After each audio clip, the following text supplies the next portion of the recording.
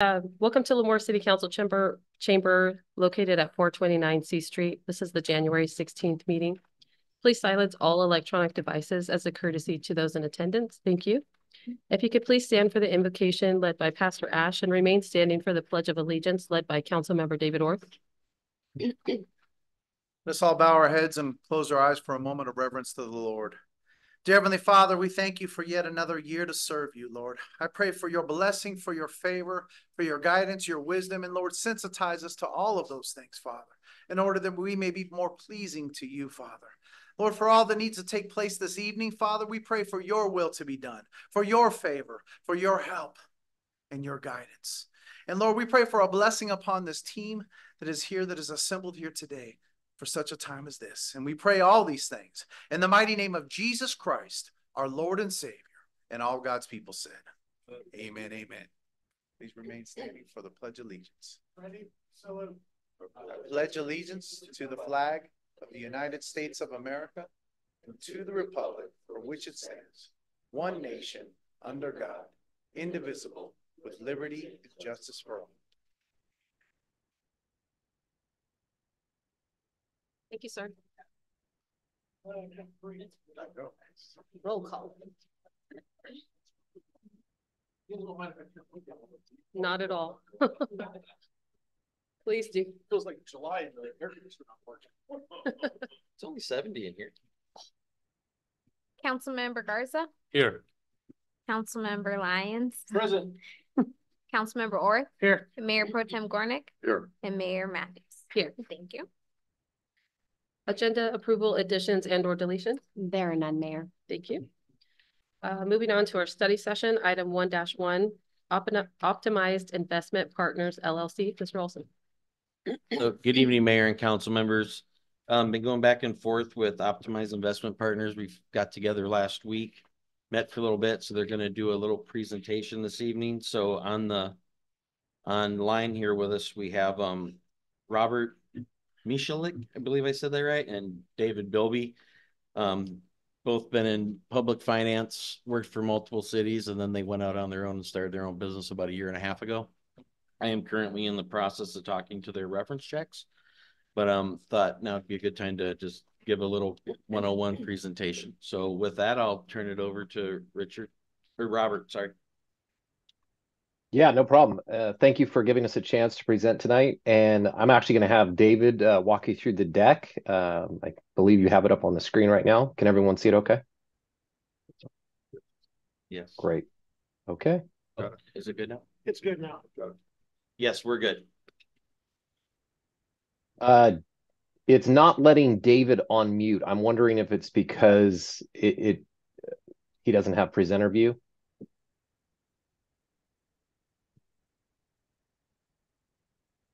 I don't know if someone could change that to David and it'll unfreeze his mute. There it goes. Can you hear me now? Yeah, we can. Yes. Thank you. Thank you so much. I really appreciate your time tonight. Again, my name's David Bilby, Robert Michalik, the COO of our company, and we'll go ahead and jump right in. Want to leave plenty of time for any questions you guys have, so we'll get right into it. Great. And thank you for whoever's controlling it. I lost control there. So we'll go through the agenda very quickly, so we allow time for you guys to ask any questions. But we'll go ahead and jump right into what it is we do and how we can help. Next slide, please. So our firm was formed in order to help smaller government agencies in California. That's all we do. We work as an extension of your team, basically making sure that all of your operating needs are being met in terms of the investment side. We're making sure that you get the maximum amount of investment revenue, and that we're going to be right there with you every step of the way to make sure that everybody's on board with the process. We like to share our expertise. This is a good setting to do that. We also do one-on-ones and two-on-ones and staff trainings throughout. And one of the major reasons we reached out to your city is because we feel like we can generate a significant amount of new revenue for your agency. And we'll get into a little bit of that, more of that a little bit later. Next slide, please. So we do have some very unique steps to our process that other investment advisors do not do. So I'll touch on my background. It's really the right point to point that out. So I spent the last 19 years in local government. My last stop was at the city of Chula Vista. It was there I managed an investment portfolio of $400 million as the director of finance and treasurer there. We had a operating budget of about $300 million. And then I had a team of about 35 staff that worked for me there. And it was there that I realized and recognized that the investment advisor community was not aware of how actual governments operated. They didn't understand how grants work, how capital project works, one-time revenues and expenditures. So I created what is now our model of our business about 7 years ago, and left government employment about 2 years ago to start this company and to build the business. So we basically created a cash flow model that itemizes out every single transaction that you guys do over time. We know when your revenues are coming in, we know when your expenditures are going out. That allows us to keep more money invested than a traditional investment advisor. We then use industry best practices to ladder the portfolio. All laddering simply means is that we're investing in steps. We're investing 1 year, 2 year, 3 year, 4 year, and 5 year out. And we reinvest those monies over time to maximize the yield on the yield curve.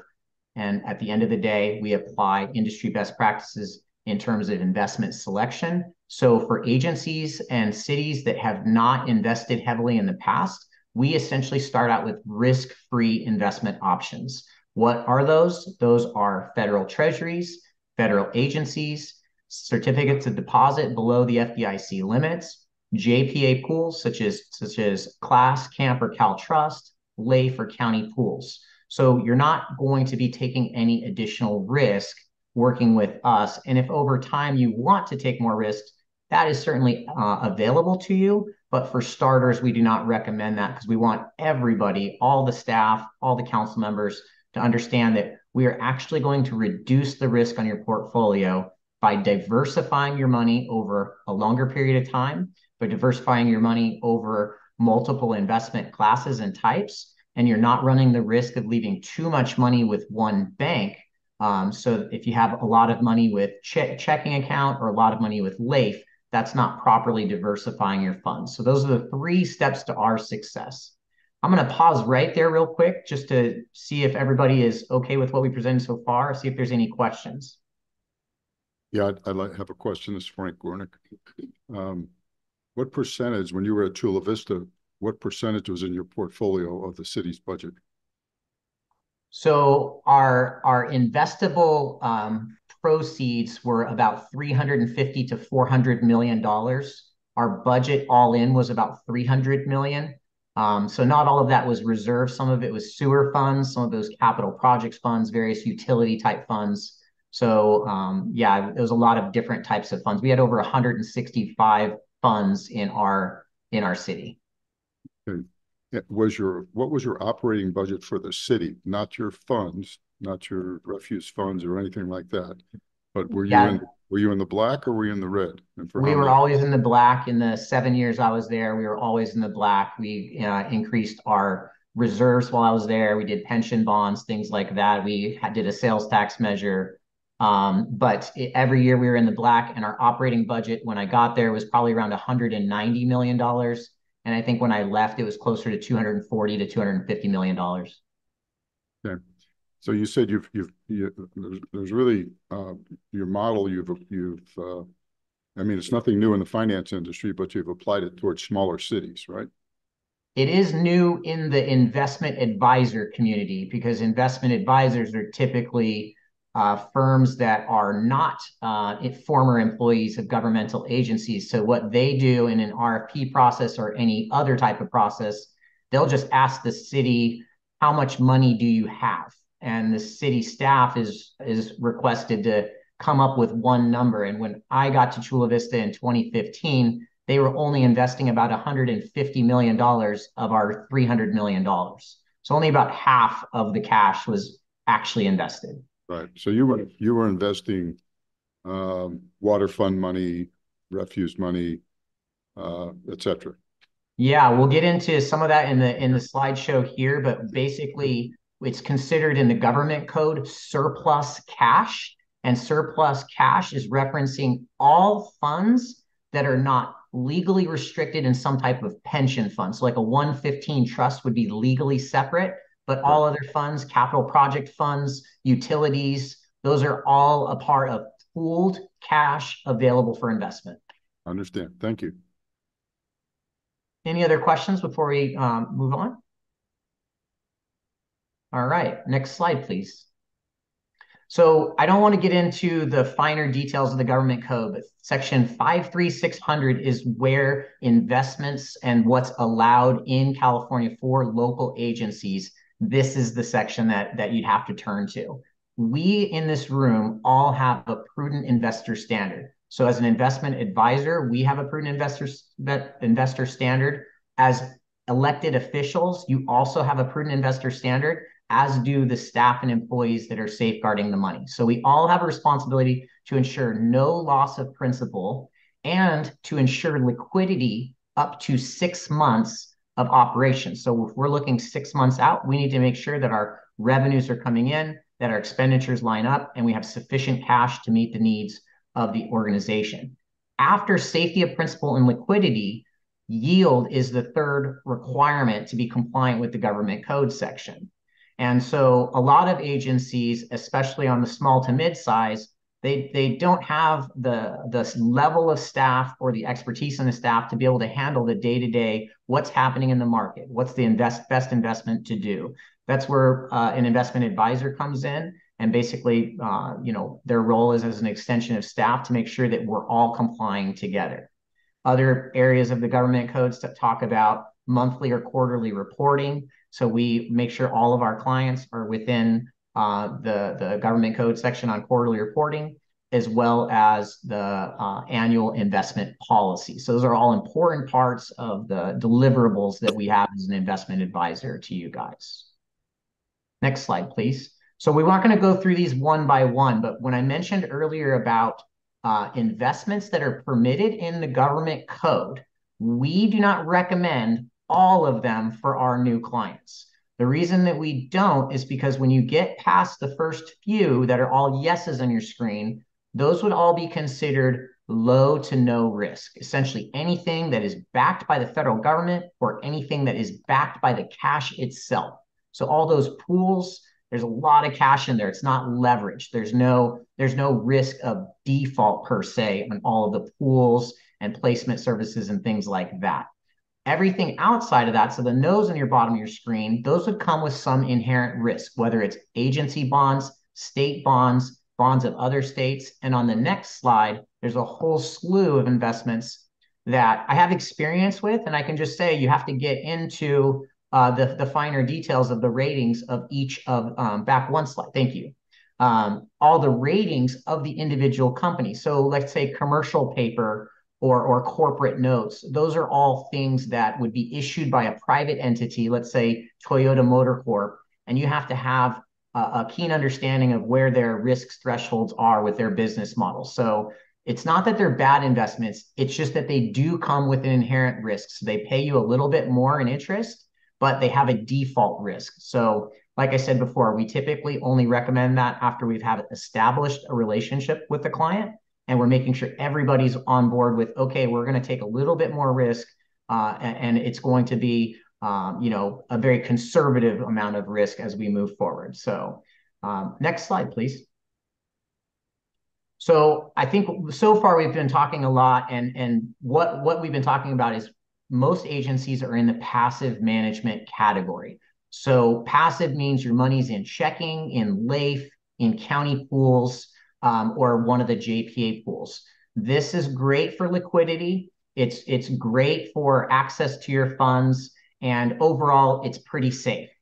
On the right side, what active management is every day or every month, you're having somebody look at your investments to ensure that you've got sufficient cash for operations, but also trying to get additional yield without jeopardizing any principal or liquidity. So we do that. The government code allows you to invest over a 5-year time horizon. We use that cash flow model to make sure that we're not investing any funds that you don't have available.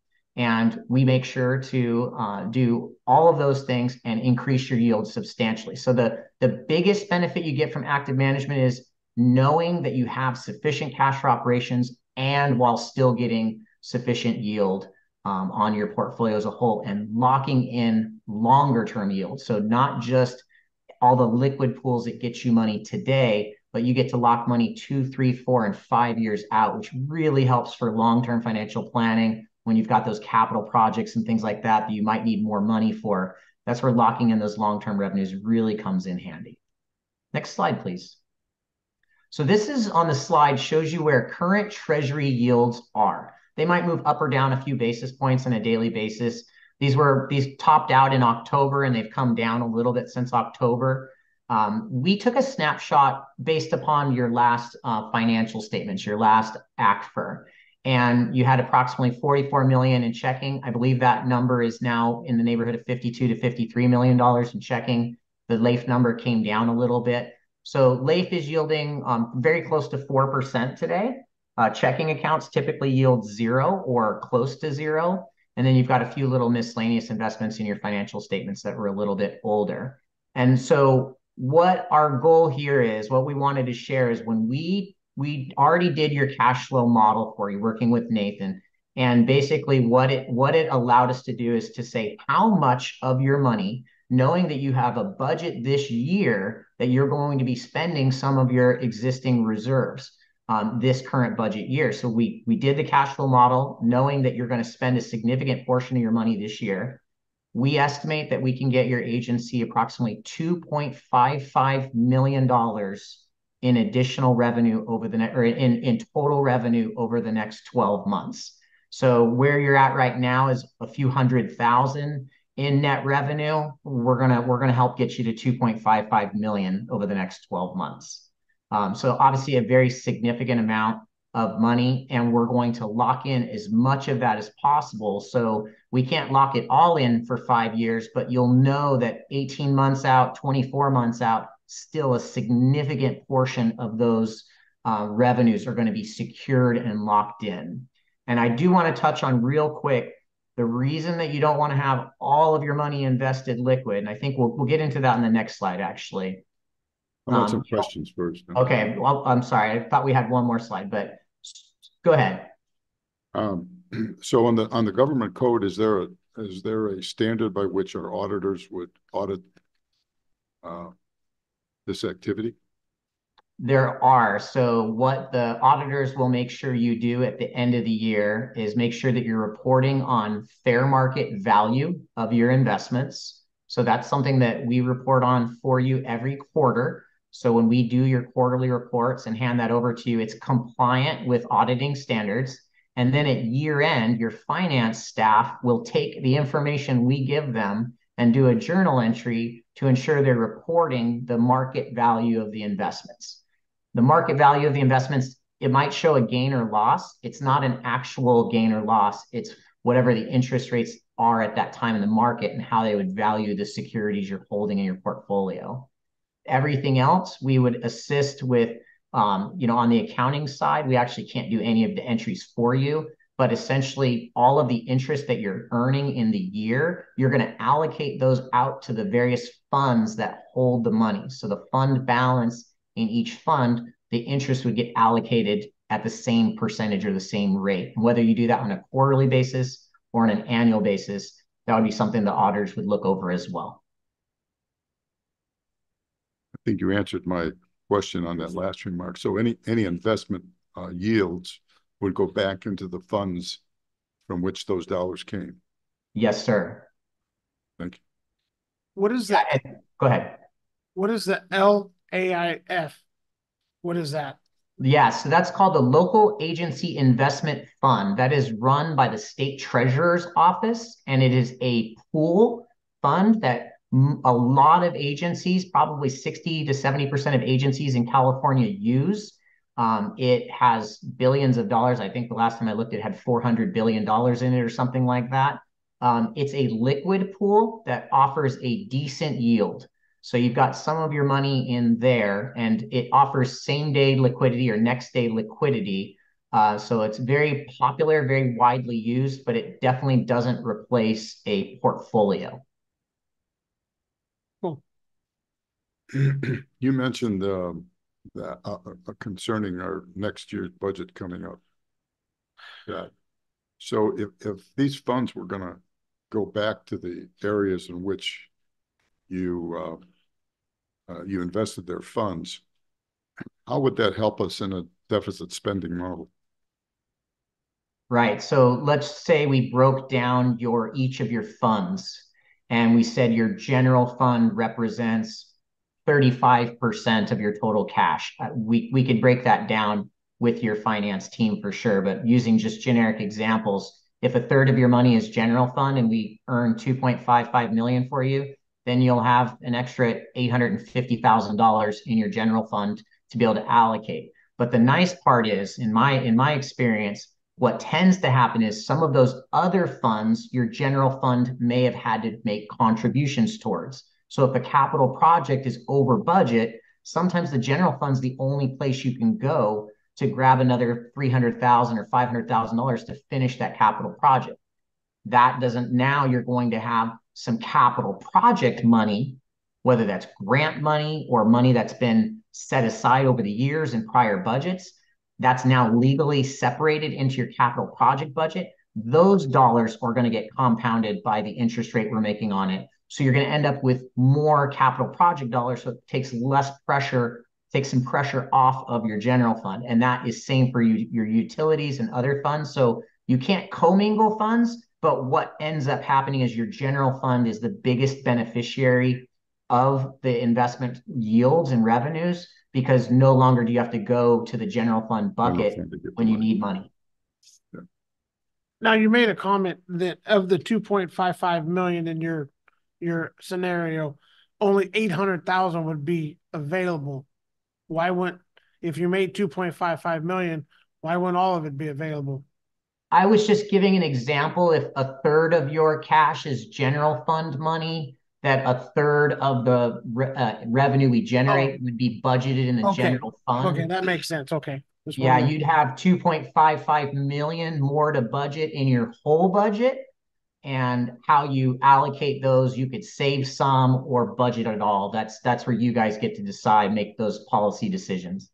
That makes sense. Okay.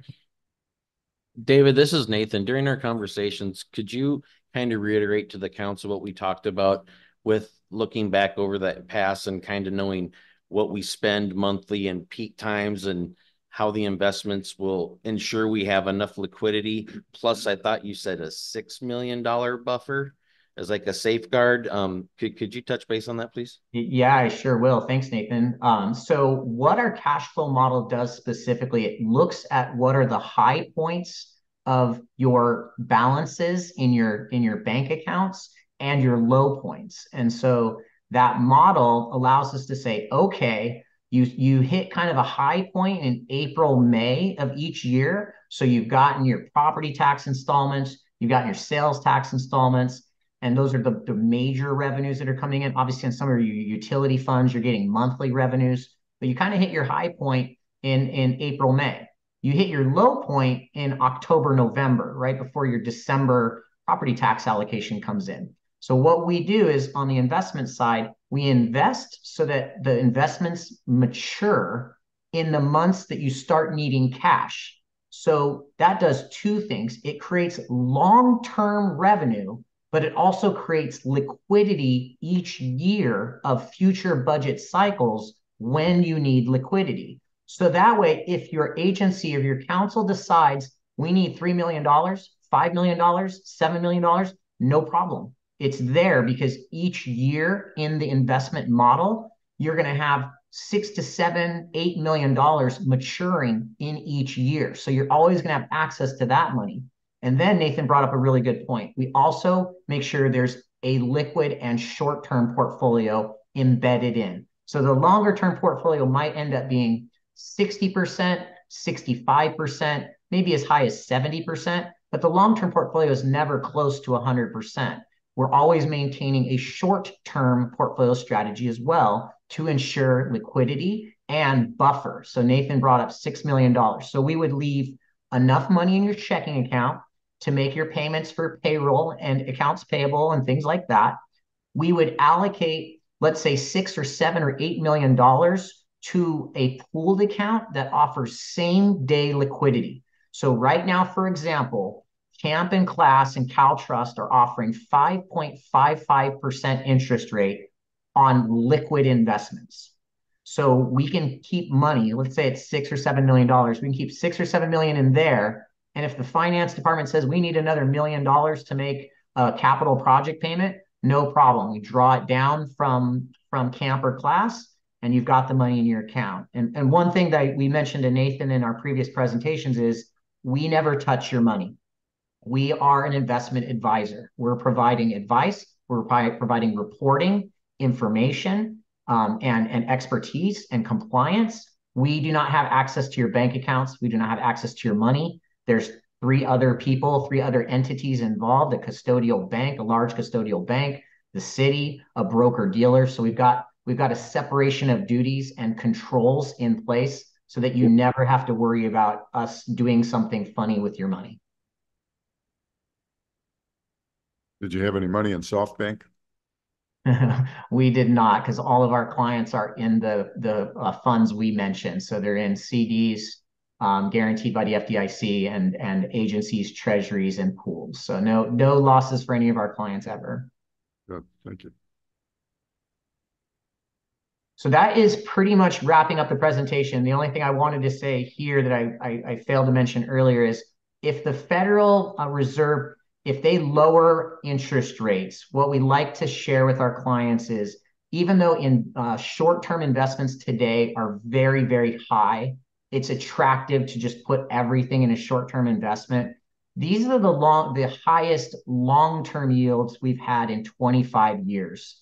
So when I started 19 years ago, getting an interest rate of 3 or 3.5 was actually kind of hard to come by, and it kind of peaked out at that amount. So getting yields of 4.25 on 4 and 5 year investments, it makes it very predictable for your agency. So you've got longer term accuracy in your forecasting, because they're estimating right now that this year they're going to lower interest rates from 3 to 6 times. So that short-term rate's going to start drifting down from 5 into the low to mid 4s by the end of the year. In all likelihood, we don't speculate. We're just sharing with you what the bond market is kind of pricing in today. So even though it's attractive to just throw everything in a short-term investment, that laddered strategy is ultimately going to give you guys the best overall yields long-term. With that, that's the end of our presentation. We'd be happy to answer any other questions at all related to the presentation today. How do you make your money, David? That's a fantastic question. So for an agency of your size, there's an industry term called assets under management. So if we're managing your portfolio, you're right above $50 million, which our fee goes down when you get to that size of a client. It's 8 basis points. So 8 basis points is 0.08%, or less than 1/10 of 1%. So on your contract, we estimate that we will get you approximately $2.55 million in revenue. Our annual fee would be right around $50,000. And that is paid monthly. So it'd be just over about $4,100 a month for our fee on monthly revenue of about $220,000 to the city. What's your expectation with respect to the city in terms of staffing? Once the accounts are set up, we would meet with the finance team about 5 to 10 minutes a month in order to make our cash flow recommendations and our investment recommendations. The initial process would take Nathan working with us about an hour of his time. And so even though we do touch base with all of our clients every month, we recognize they have a million things to do in their day-to-day operations. We do not want to monopolize, but we want to create a plan that's sustainable so that 5 minutes of their time or 10 minutes of their time a month is going to create tens of thousands of dollars in revenue for your city. Thank you. Any other questions from council? So we currently have roughly about how much? Was it 44 or? About $60 million total right now.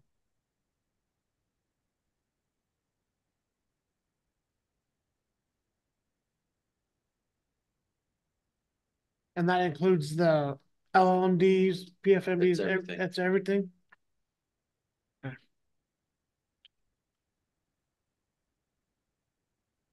Any other questions from council?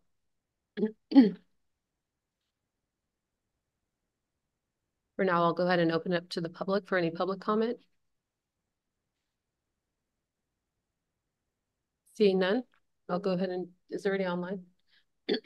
I'll go ahead and bring it back to council for any lingering questions. Just a comment, very familiar with this process. It was a mainstay at the college and many colleges, you know, in terms of investing the funds that we had on hand. So it can be an excellent resource for us. David, I got a question. How many municipalities do you currently work with? Oh, Muted. you're muted, David. Hang on. Oh, you're back on. Okay, I don't hold have on, you were control. muted. Yeah, I don't have control over it, so I apologize. Could you ask that question again, please? How many current municipalities do you work with?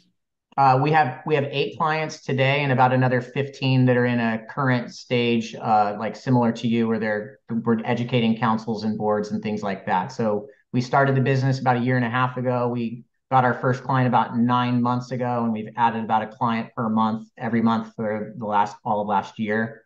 And we know the obstacles that are in our way as a newer entity, and we feel like we bring a significant amount of value that other investment advisors don't bring. So as a part of that, I didn't mention earlier, and Nathan really appreciated this when we presented to him, our contract comes with a 30-day out clause. If you guys are ever not happy with the services that we're providing, 30 days notice and we're gone. No other investment advisor will offer that. Thank you, sir. Thank you so much for the presentation. Thank you for your time. Appreciate it. Thank you. Moving on to item 1-2, Code and Standards Review and Update, Group 1, Mr. Bryant. Good evening, Mayor and Council. As you recall, last year we were focusing on making changes to the subdivision ordinance and the zoning ordinance with the intent that those changes would support and encourage more housing development in the city.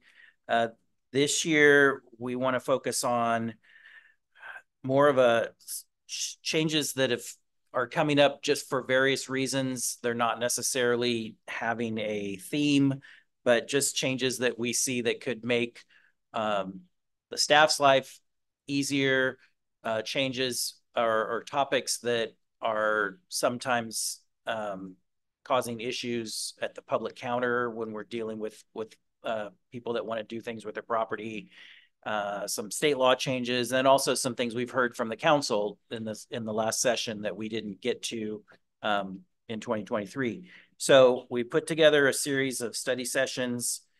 We grouped the topics into 3 groups.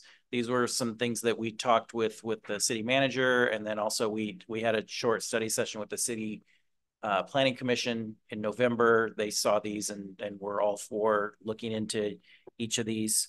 I'll say at the very beginning, I'm gonna start focusing on Group 1 in just a minute, but your staff report lists the other topics and the other groups that we're going to talk about. And if you see something or you have a topic that is not on our list that you think we should add to it, we'd be happy to do that. There's still time to do that. If you agree on something tonight and give us direction, we can probably get it into Group 2. If you give something to the city manager in the next couple of weeks, we can probably get it into Group 3. So if there's something that we missed that you say, I want to talk about this, I want to study this, and it's related to planning and development, be happy to do it. So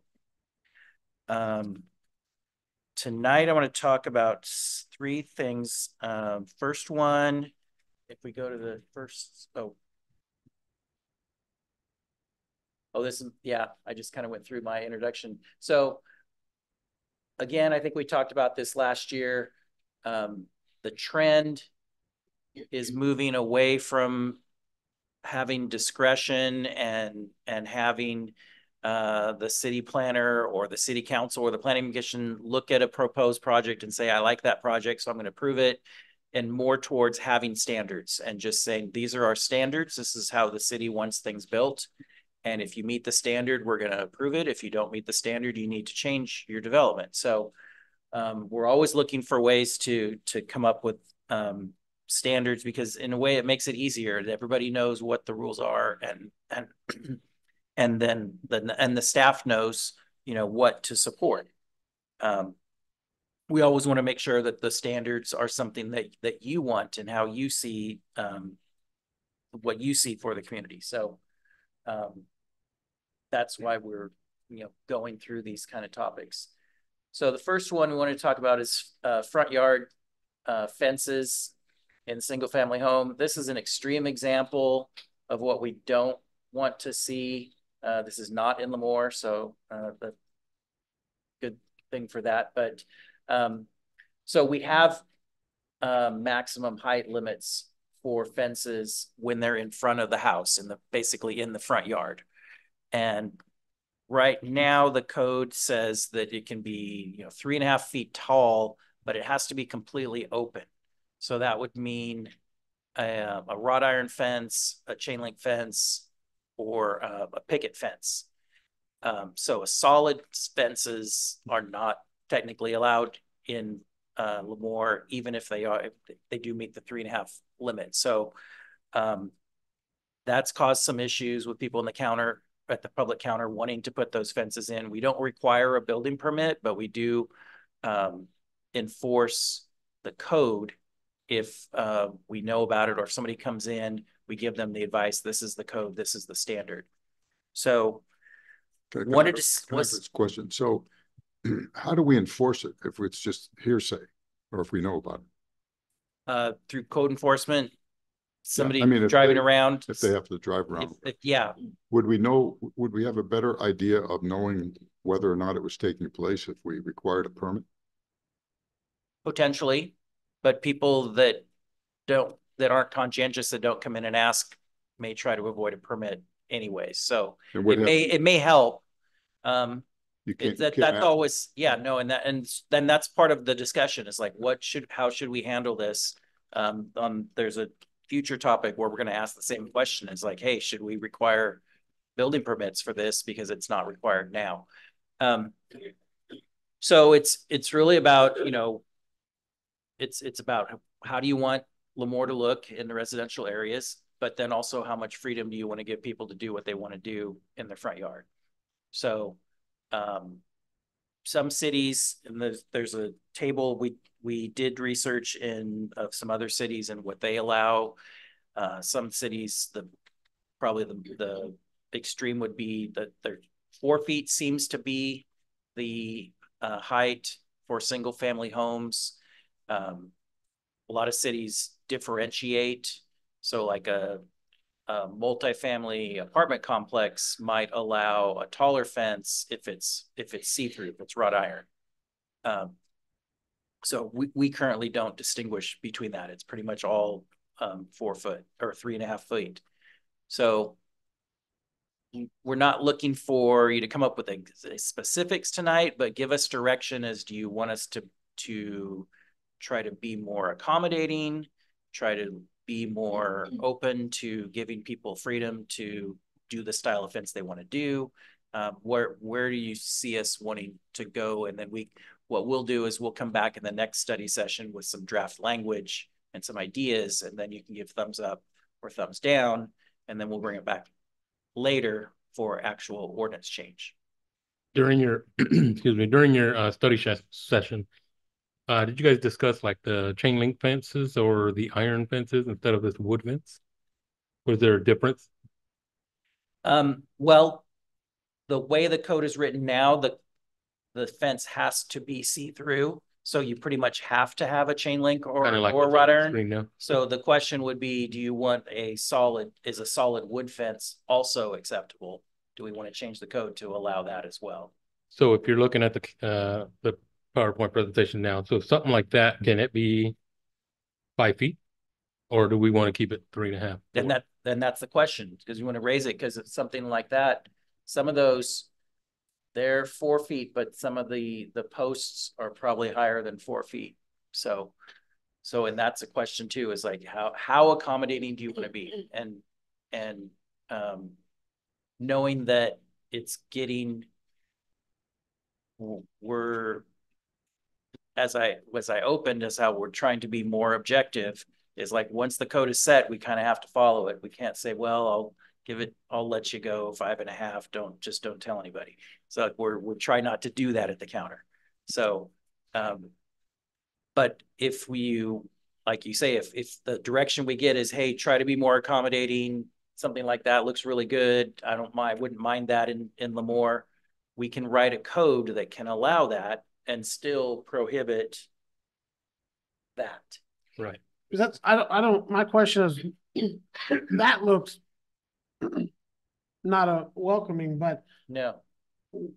why wouldn't we care about a wooden fence in the front?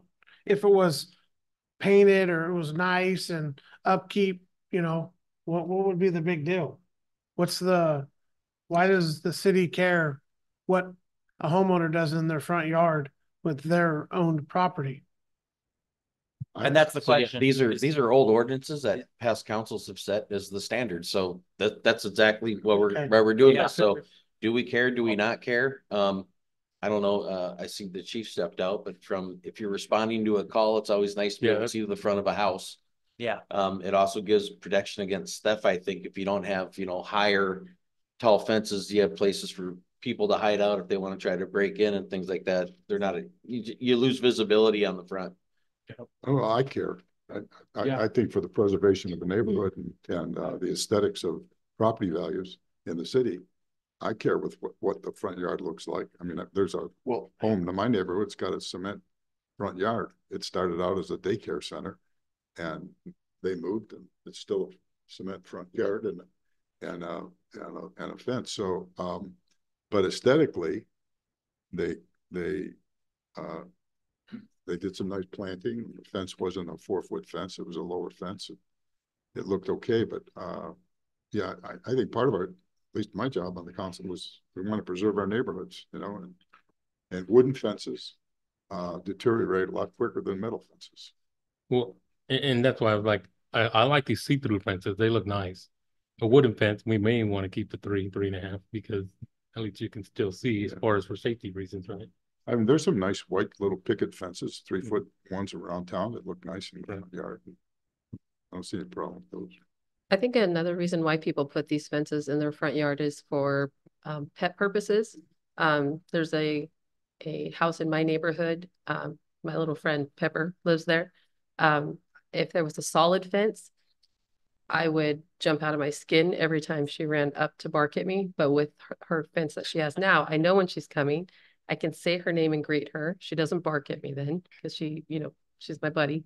So I could see how that could be an issue if you have a solid fence with a pet behind there that somebody may or may not see and get startled or with kids or something. But is there a reason?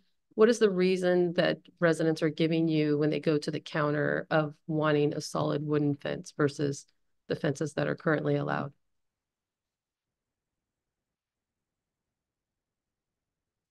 Yeah. They think they're more secure if they're solid. One other thing we note is that the 3.5 feet is sometimes unwieldy. Chain link fence comes in 4-foot widths. So people will say, so you mean we have to cut 6 inches off of the chain link? And it's like, well, to meet the code, yes. So that's one reason to go to 4 feet or something like that.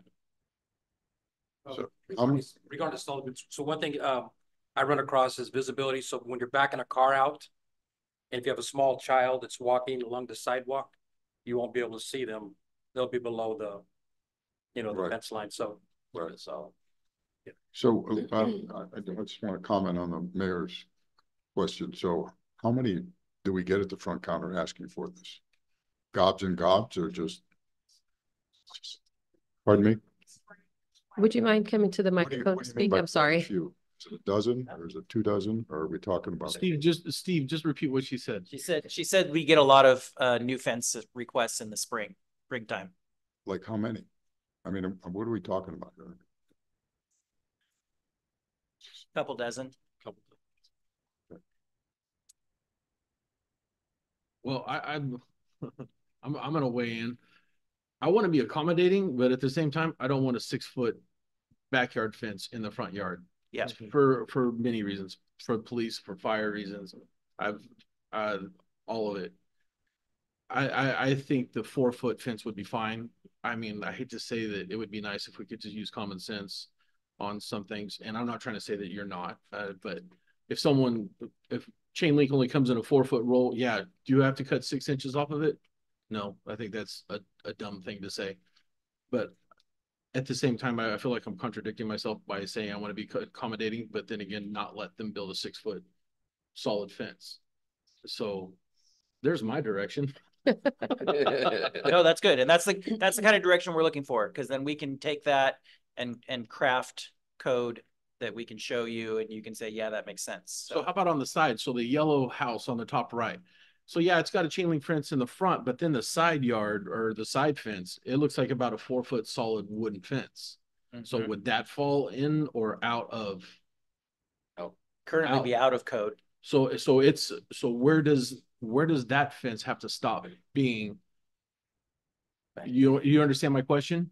Yeah. So eventually that to fence is stop. going to run in. That's a side yard, right? Yes. So eventually it's going to get in between the houses where it's part of the backyard. So the break between the side yard and the front is usually either flush with the house. It's either 20 feet or flush with the house. But you allow a 3 foot wooden fence on the side. You could have 3.5 goes on the up. I've side. seen Yes. those with the- So then it would go up later. Yeah. So what if someone wanted to build a solid 3.5 foot fence in the front yard? Is that yes or is that a no? Right now it's a no. Right now it's a no. Because you can't see through it. Because you can't see through it. But what I was pointing out is in a lot of cities, it's a yes. Can't see through it. The other thing I'll point out with fences and visibility is an important factor is we do have what they call the visibility triangle at corners. Yep. So if you do have, even no matter what size fence it is, it has to be pulled back outside of that visibility corner so people can see around the corner when they're driving. But the point of coming out driveways can be an important consideration. So on the last slide, that home was not in Visalia, or it wasn't here, it was in Visalia. Yeah. No, the previous home, no. And sorry. The trash can says City of Visalia. That's in Visalia. Right. Those are also in Visalia. And these are all in Lemoore? No, those are in Visalia. Oh, okay. So you don't have any examples of Lemoore? No, because I was trying to come up with 4-foot fences. Gotcha. And legally we're not supposed to have any. So we have about 2 dozen people who want to put 4 foot fences in the front yard. Solid 4 foot. Solid. Solid, or are they just fences? Well, hold on. Thank you, Christy. Yeah, So spring brings everybody out in their yards and wanting to do something. And so we are generally overrun with people that want to put a fence in their front yard. What kind of fence, Christy? A 6 foot solid fence? No, generally a shorter fence. They do want to do the solid wood fence. The 3.5 foot has become increasingly harder to accommodate because they do come in 4 foot height now when you purchase them at the store, apparently. So I'm comfortable with the way the code is. I would prefer that we would at least bring it up to the 4 foot. The reason I'm comfortable with the 50% permeable is because of safety. The biggest thing really that we get are the ones that want to do their side yard all the way up to the sidewalk. So those are the biggest ones that want to do the 6 foot fence all the way to the sidewalk. So, and that really doesn't look good either. And that could cause visibility issues for your neighbor, correct? Yeah, I was just gonna say, I'm more concerned about the neighbor who wants to have a 4-foot fence next to And that's a good point, because that's what I've said a few times here over the years, is one of the purposes of zoning is so that neighbors get along with each other. Right.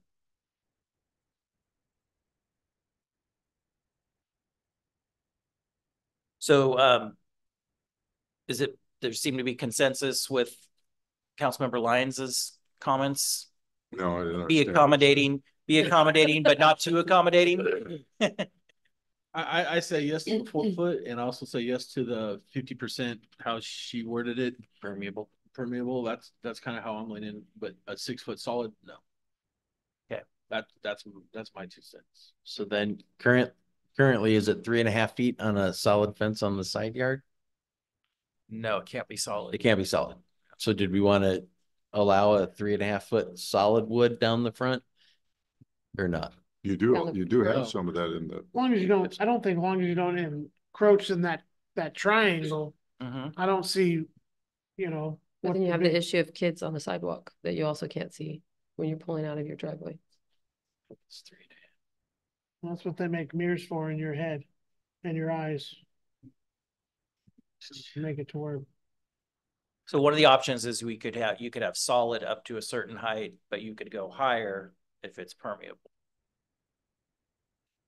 I'm with that.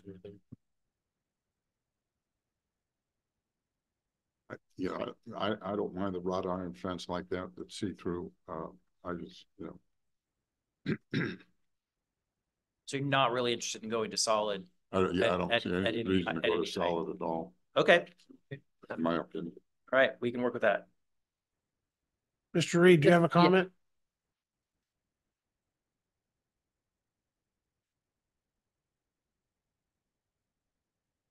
Not me, probably Lemoore. Well, a fence can be permeable, but what percent of it is permeable? Is it 5%? Is it 10%? Is it 25%? Is it 65%? It sounded like currently it was 50%. It's 50%. At least 50. Mm-hmm. At least 50%. Okay, thank you. And we'd consider like a picket fence would be 50%, because the pickets are usually as wide as the opening. Okay, do you want to move on to the next one? Sure. Okay. There's mud. There's mud, exactly. So this is one where we're seeing, and these are all in Lemoore. Thank you, Christy. We've seen this happening now and again where people are pouring extra driveways in their front yard. If someone is conscientious and comes into the city, we tell them that they're not to do this. And we also tell them that we will not issue them an encroachment permit to put a drive approach in the sidewalk. A lot of people want to come in and rip out the sidewalk and put a drive approach in. And so they go away, and then a month later, we notice that they've done something like this. So this is one where the building code does not require a building permit to pour concrete if there's no structure involved to be built on it. So it's legal from a building code perspective, but our current ordinance says that you can only add to your existing driveway, not pour a whole brand new one somewhere else on the property. And so people are doing this because some homes have wide side yards to park RVs. So they want to have a driveway to get back there. And that's what they're doing. Or they want extra parking in the front yard. And they know that we don't allow parking on non-permeable surfaces. We don't allow parking on grass or gravel or something like that. So they're pouring these. So the question is, code enforcement has dealt with this. Christie's dealt with it. Is it something that we want to try to address, go after? If so, what kind of direction? How should we approach it? Sometimes you get people putting 2x4s in the gutter so that they can get off the curb easier. If those 2x4s are still there during a big rain, it could cause an issue. So I noticed that on 2 of these slides, you've got 3-foot fences in the front yard. I was gonna say same thing. there you go. Yeah. So I guess they got a permit for that, or maybe they didn't, I don't know. But so the question is, so what do you do when they've like in this on the upper left-hand corner, he decides to cut away the sidewalk, but what do you do? Do we find a person that does that? So we're working with, I mean, somebody we're working with Rob of Lamelli from Mary's Firm right now to kind of be able to issue some citations at people that go against the public code. And basically they would, if passed and we're still working through it, you could fine them like $100. If they didn't correct it the next month or the next quarter, you could fine them 200 up to 500, but it's on a rolling 12 months until they get compliant. So they're either paying a fee for going against code, or we technically could have them rip it out. I mean, we have not, to my knowledge, had anybody rip any out that I know of. Frank, you've been here longer, so, but since No, I've been I here, I don't know do of not any, think we've but done I that. guess my point is this is all tied up into an enforcement aspect. Correct. In terms of code. And we have stopped some people are conscientious. When they find out they can't do it, they go away. Well, my question Others, would when be, they find out they can't how do it, often they we allow do it people to anyways. run red lights? Well, You I know. How often do we allow people? So to again, stop? and that's why we're having the conversation. Is this something you want us to spend time trying to solve? Yeah, I mean, Now, are we talking about the approach part or just The there's whole thing. two aspects of it? the whole thing, rip that out. I mean, so here's my 2 cents. The only bad thing about this is, because I dealt with it in my cul-de-sac, was that they didn't do this, but then they parked this huge RV and it was right on the edge of their line and so the neighbors had to stare at an RV constantly. But at the same time, that's also your house. What's a person's option? To park it on the street? Are you allowed to park an RV on the street for an extended period of time? Nope. Technically not, but we still do it. Or the other option is to go and rent a space at one of the local RV storage spots. You know, this you're talking about code stuff. Yeah. I mean, you know, we have families in Lemoore who have other families living in RVs next to their homes. But at the same time, like I said, I understand that. I want to let people do what they want to do. I think all 3 of these look nice. It doesn't look bad. That's what I'm saying. I don't think none of them look bad. No, I would even say let them have an approach too. Yeah, That's expensive to do. I know this. And I know that the city has contractors to do the approach that they tell you, these are the people that are allowed to fix the gutters when your tree breaks it up.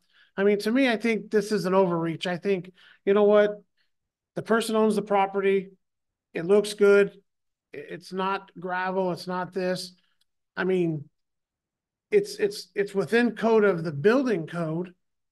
I mean, I don't. Yeah, that's the question, is it? It's within the building code. But there's no permitting process to make sure that. There's no permitting process to ensure Well, there's that supposed to in be, code. should be permitting process for the sidewalk. The sidewalk. Now, the yes. sidewalk sidewalk, if approach you- thing, we should make that to be a permitted, if you want it, you can get a permit, hire one of the 10 companies that the city approves to do the gutters and let them do it legally. This is their land. This is their property. They bought it. I mean, if they own it and it's coded to be done, they should be able to, we're in America. We should be able to put something there. And as long as it looks good, it's concrete, Is there guys. safety Okay. hazards involved in So this? there's no So- safety hazards. It's So concrete. let me just be clear. The reason that we're here is, on this topic is because currently our code says that you can only do it on the garage side. So that's what we wanted to know is, we're telling people you can't do this. And so we want to know, do you want us to come back to you with an updated version that says that you can do this? I Because think right we now, should be able. we're bound by the code, and so we No, have to I tell get people they that. can't. I think this Uh, looks good. I and- think we should be able to do this, and the approach should be permitted And- because of the whole 2x4s, 2x whatever in the gutter. We don't want that, but I mean, Well, I made some The- nice steel ones that allowed water to flow through. The only Not gonna say suggestion, I have a neighbor that did the same thing, but the only suggestion that staff has that if we were to do that is that we do ask them to get a building permit. So for drainage purposes, so that we make sure, are you doing a drive approach? So you're not just putting concrete in your yard and then pulling up over the sidewalk, damaging the sidewalk, that sort of thing. That yeah, is the no, only thing I would. I think if you're gonna, two things here. If it's the approach, that has to be permitted, that has to be done by a contractor that, I mean, it could be John's Concrete, if they're a licensed concreter and you guys say they're good, they should be able to do it. I mean, But if we don't ask for them to do a permit, just to even just do the other part, then they're just gonna they're gonna pour that and they're just gonna use a sidewalk to drive over. Yeah, what if I want to? So this way, if they get a permit, then we say you have to have a the drive shop is approach. different because No, it's not. zoning. If I get the permit and I get this on the other side of and I decide 6 months later, you know, honey, I think I'm gonna put my woodshed on the front here because I don't have to carry stuff in the back. I'm just gonna lay this thing right up here. Well, that's apples and oranges. That's, Oh, no, I'm just telling you that's how a things different, evolve. that's a I'm just telling different you how. policy. That's it. Well, I guess that my point is, you have to ask for what purpose are you doing this?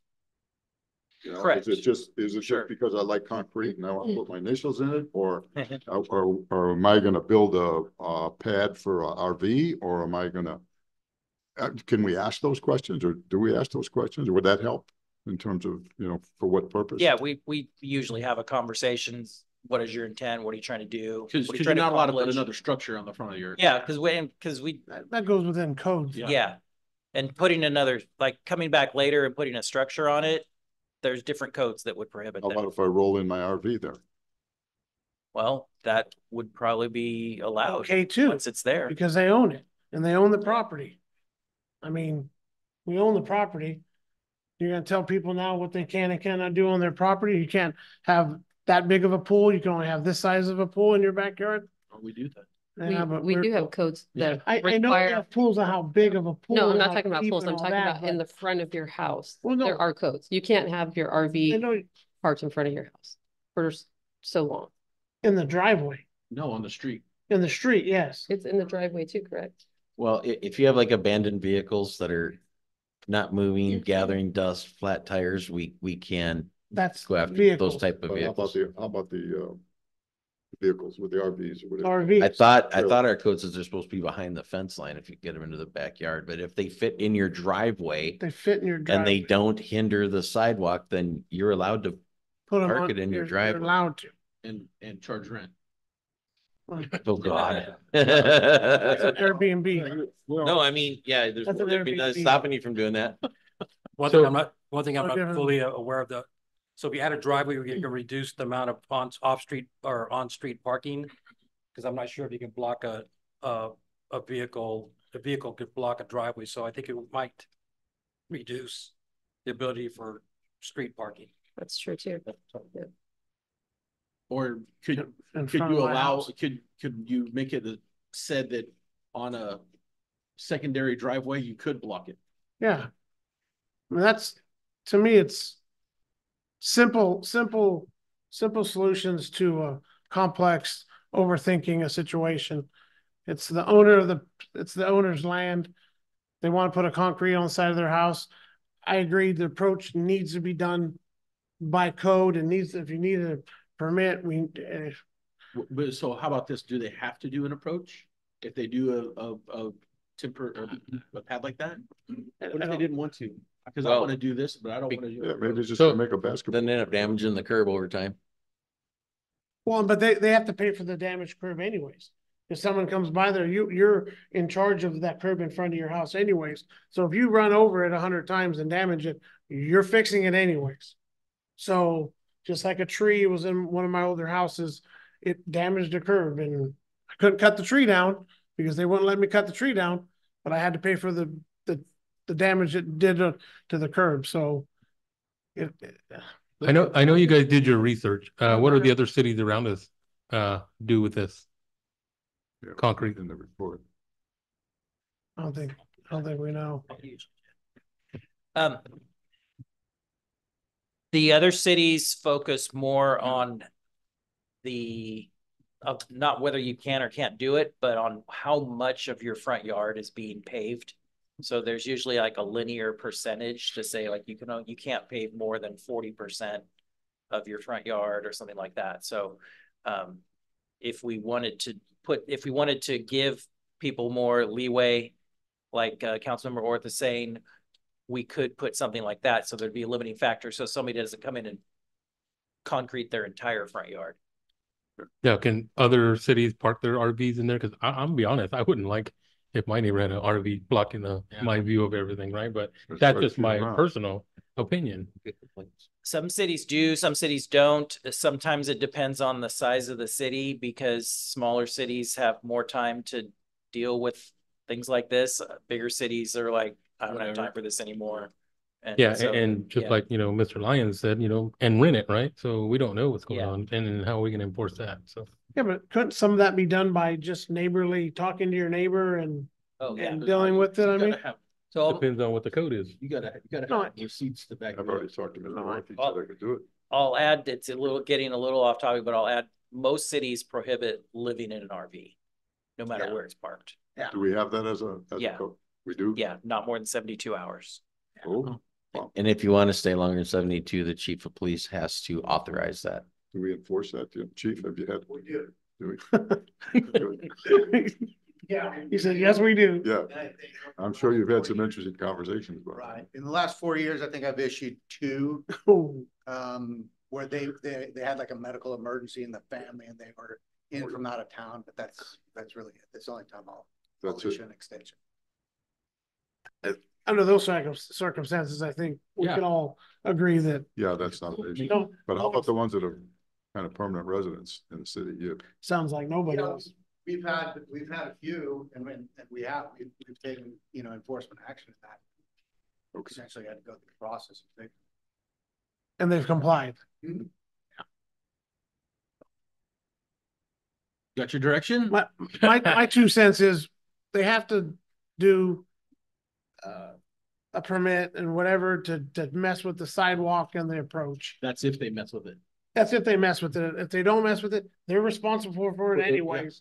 They're responsible for it anyway. So, I mean, if you want to drive your vehicle over that and do it, I mean, it is what it is. I mean, I really don't think we should be messing with citizens when we have a handful of people over the years living in them. I don't think that's I think just let's leave our citizens. Well, if I recall, we have a code that if I'm gonna put up a shed in my backyard, correct me if I'm wrong, but I've got to get, it's got to be 5 foot from my fence. Yes, you have some offset. Right? Yes. And does it involve me discussing it with my neighbor? No. No. Yeah. It involves, you just have to meet the criteria in the ordinance. It can't be over so tall and it has to have offsets. Like you couldn't put it right up against the fence. Okay. All right. Right. I just want to point out one thing first on the picture to the left, the way they split the concrete for the truck, that is completely not allowed because if you have anything, grass, weeds grow up, they can catch fire. So that you have to eliminate that style. The one in the mid on the left, the one with the Toyota truck. Yeah, and that doesn't meet the permeable. The wheels are on, but any gas oil leaks are going to go into the ground. So that would have to either be completed or torn out or not used. Never mind. That actually looks like pretty new cement. The other thing to consider is when people come in and ask us, you have 2 houses, your garages are on the opposite side, and they want to put it on their other side, and you have the other person. Now you got 2 pieces of concrete put together, and no yard drainage. There's no standard, so you want to. Yep. You want to be aware of that too. You don't want to just say, okay, yeah, just start pulling concrete. I think if it's on the garage side and they want to extend it, I think that works. Like my house, I do have my travel trailer parked in my driveway and it doesn't encroach into the sidewalk. What does your neighbor say about it? They're perfectly fine with it. They have no issue whatsoever. There's people in my neighborhood that do have it. They do have issues when people park them in the street. And of course, code enforcement comes out, says get them out of there. Yeah. But I think you just got to be cautious if you allow it to be in between houses versus on driveways. Because there are going to be, you're going to bring up a lot of issues. And currently, like I said, we don't do any flat work, doesn't require a permit. But if you start doing driveways, we get people sometimes that, you know, they do it themselves. They think they know what they're doing. And you're just like, oh, this is not good. So I think we've seen some contractors that don't know what they're doing too. That does happen too. I mean, there's a whole lot of arguments there. I mean, Right. if they're messing with underground drains, you know, I have the same underground drains that go to my front yard. And I've seen people add to their driveway side, and they've done a very good job working on that. You know, that contractor looked like 4 or 5 hours on that, how to make that drain pop up right. And he worked on it and had the hose out there, and it works great. I've seen other people that for some reason they're standing water in that thing. And well, even most contractors won't think about drainage to try to get the water out. They just want to pour the slab and get out. I mean, something like that, I don't know if you can add to it. If it's a newer home that has drains out at the street, maybe that needs to be looked at, you know, so you don't cover.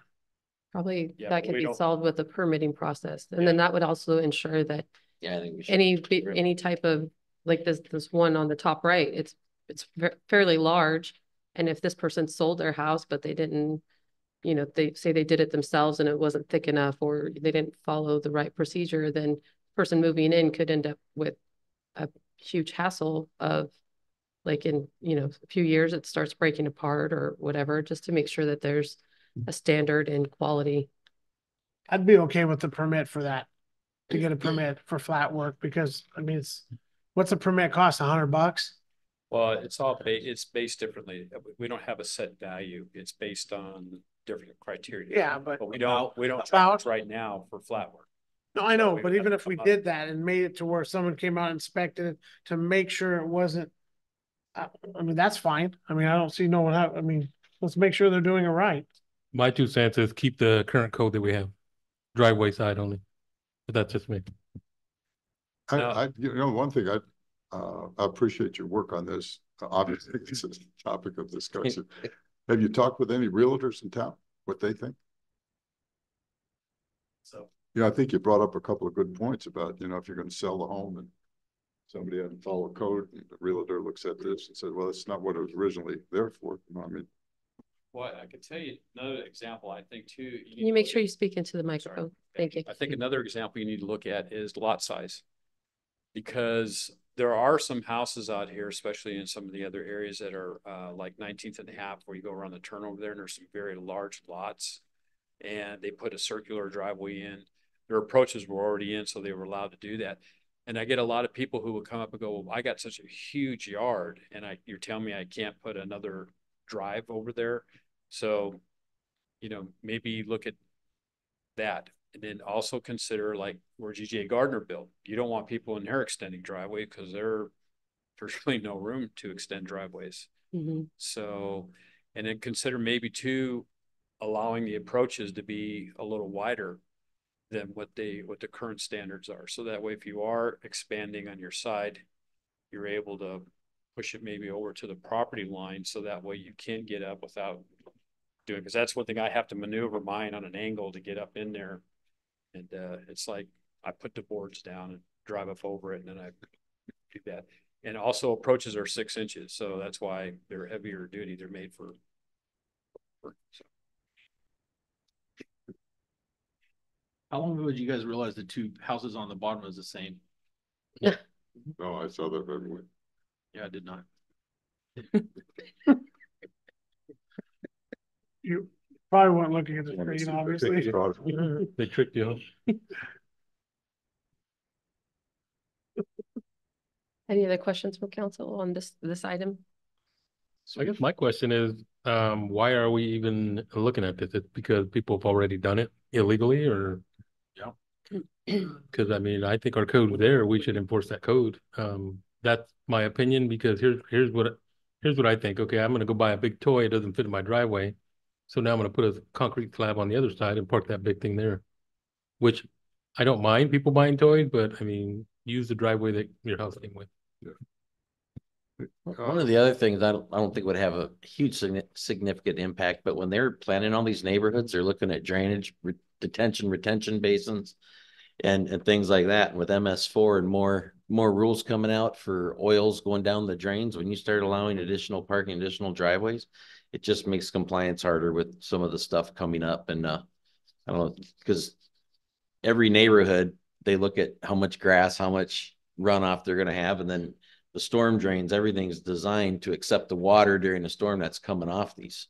So like I said, it may never show itself, but if you had a significant amount of people in an area doing that, you could overwhelm the system.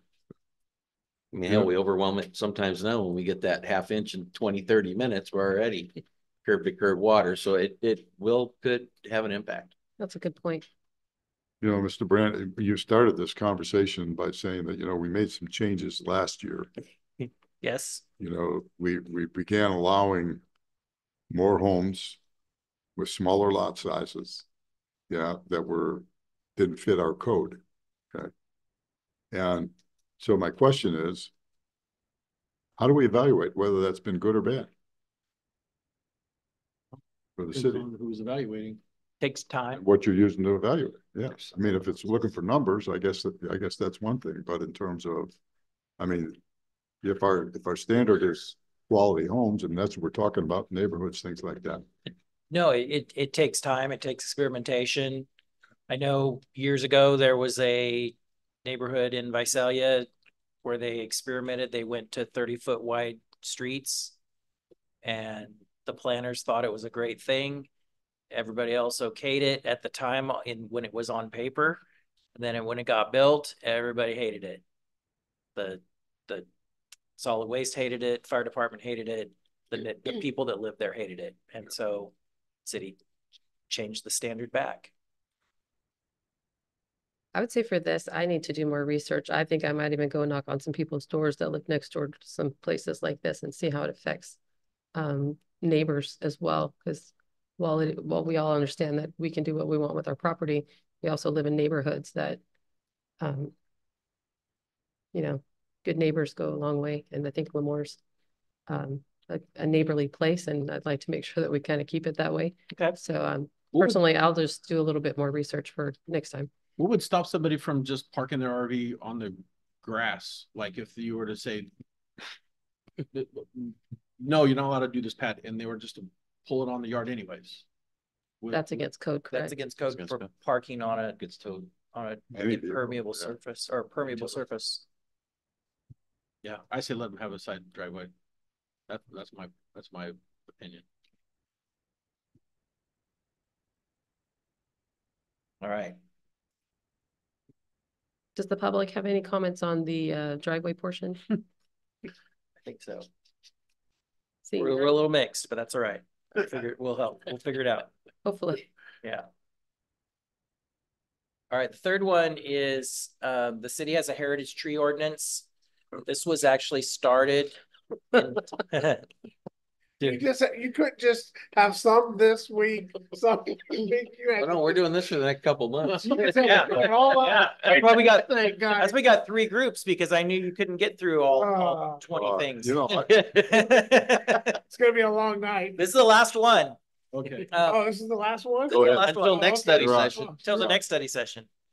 So in doing research, this was actually started during the last general plan update, which was finished in 2009.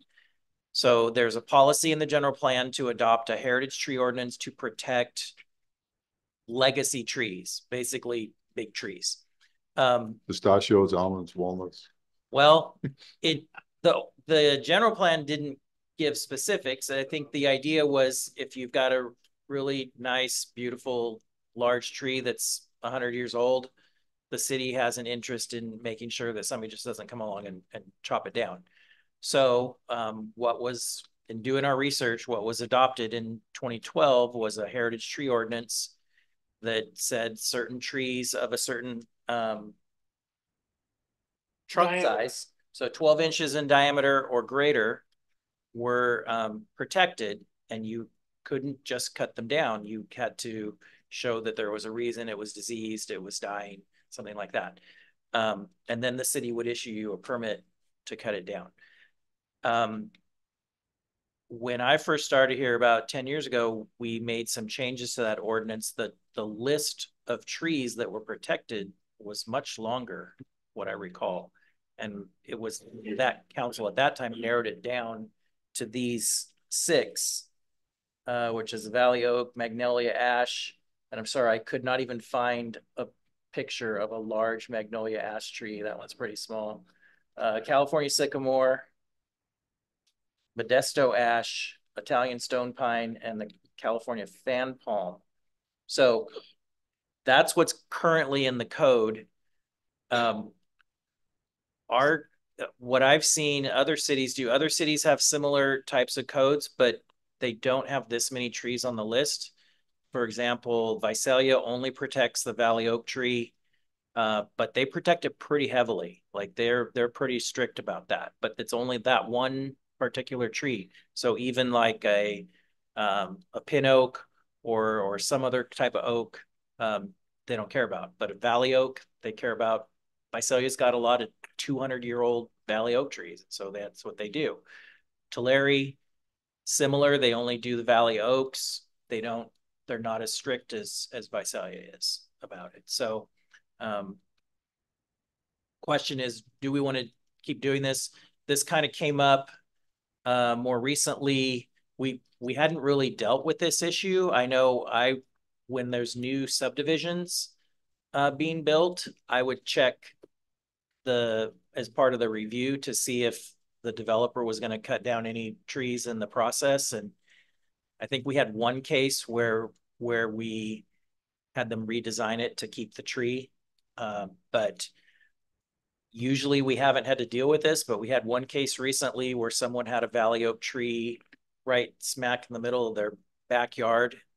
It was really large and old, but hadn't really been trained very well. It was kind of doing this and it was about ready to fall over. And we look at the code and we say, the code says it's a hazard, but you have to get a permit, or you have to show that you have an arborist tell us it's a hazard, things like that. So the question came up is, hey, now that we're focused on this code, is this really something we still want to do? Some of these trees, in my opinion, they're nice trees, but do they deserve protection? If somebody cuts it down, somebody else can plant another one. Well, I mean, so, yeah, I mean, there's 2 right there, the Italian stone pine and the Modesto ash. The root systems on those, they're not very good. Yeah, they're not good at all. Yeah. And then the California palm, we have a bunch of them in our city park that need to be cut down or trimmed. Yeah, they don't provide very much shade. They don't provide much shade. Yes. No, yeah, exactly. And I think even Los Angeles is known for the palm trees. Even they are not replanting palm trees when they take them out now. So I think less is more. I personally would like to ban pine trees, because nobody that has a pine tree actually picks up their needles, and they are all over the place. And I will say that includes the city city-owned pine property. trees. And in the road, it's a road hazard if you ride a motorcycle or maybe a scooter at 55 miles an hour. Yeah, they're a mess, and I haven't seen anyone that has one that cleans up after themselves. Good point. Now, this ordinance, what does it speak to? Like the Valley Oak, the one on the left-hand side between those 2 houses. So let's say Who owns it? Who owns it? No. House on the right. No. Wherever the trunk is, wherever the trunk hits the ground. Okay, if that trunk damages the sidewalk, who's responsible for it? The property owner. Okay, You already know that, David. I know. Yeah. Can the owner then trim that tree? Well, yeah. They can trim with a permit. With a permit. With a permit. They have to get permission to. But nobody's getting Yes. permits. But then that's the thing, nobody's getting permits. Can we just say, if you cut down a tree, you plant another one? We do that. No. That's already in there. If you do a tree removal, we issue the permit, at no charge, but you have to state on there what you're getting rid of and what you're What you're planning planning back. to What you're planning back. Grass. And you have If to, you and then you follow have this to do- code, Tree yeah. grass. They have an ordinance, we have an ordinance that says, not an ordinance, we have a description of how to plant said. Yes, a tree well correct. standard. Tree well standard. Yeah, that you have to do. the tree well will cost you about $500 or $600. Exactly. Done right. What But what they are were- you proposing, Mr. Brandt? I wanted to Protect see where the value. conversation went first, but I said, I think your list of trees is too long. I agree. I agree. agree. And I The think you- sycamore, is that the one with the little dingle balls that come off of there? Those little pokey things? Yeah, Let's ban no, that. I think that's I think that's an American sycamore. Well, I'll have to check. Because those are a nuisance too. No, my understanding is the California sycamore is the one with the really big leaves. Oh, okay.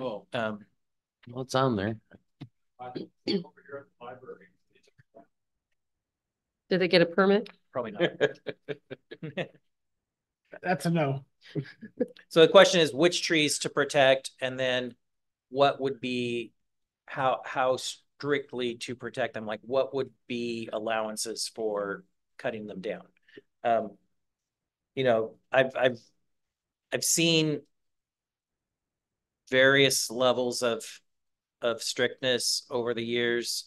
Like I said, Visalia is very strict about Valley Oaks. They'll fine somebody $1,000, and then it usually makes the front page of the paper because the person complained to the paper. But Is that a California thing? Or isn't the oak tree? Some oaks are protected. Some oaks are protected, yeah. yeah, because you'll see them out in the middle of farmers' fields. Yeah. Oh, yeah. They have to back up to it. Oh, we got them on Farm out, 41 but- there. yeah. Some oaks are. Personally, Well, I would say whatever. Well, is and part of it, protected. and part of Visalia's history is the town was built Right. on an oak forest, so they pretty much cut down all the other ones that aren't left in the 150 years ago or whatever. There was an interesting experience I had. Modesto is known for their street trees. They have a very hefty street tree program, and I got to talk to the person that managed that program, that were in the public works department. And somebody asked him, like, you know, what do you do if somebody brand new moves into town, they purchase a house and they want to cut down the street tree for whatever reason? And he said, I'd probably let them.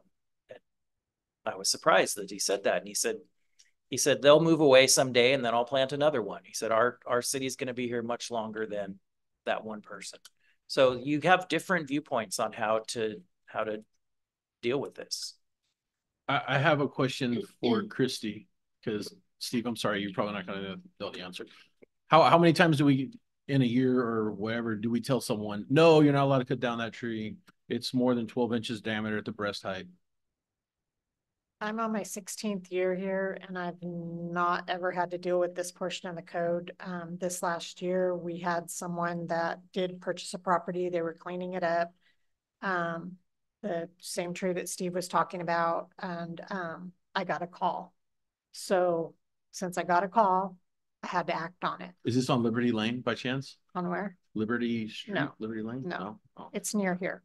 So anyway, we made them get, you know, we told them they had to get something from an arborist and all this. Well, it just so happened that actually the tree company, the guy was in the process of getting his arborist license or whatever anyway. So he waited, and when he got it, he gave me a thing saying the tree's dangerous. He deemed signed it off. He deemed it But dangerous. when they went ahead and moved forward with the tree, I got a call again from the same person saying, hey, I called you, they're cutting down that tree. And I said, well, they gave me all the documentation we needed. So yeah, So only one yeah, time I've that only you could think of? experienced it once. I do know that Officer Commander Ochoa has one in her backyard over, off of Liberty. And it's been several years now that she told me one time it cost her $5,000 a year to keep that tree up. She had to sign an agreement with the city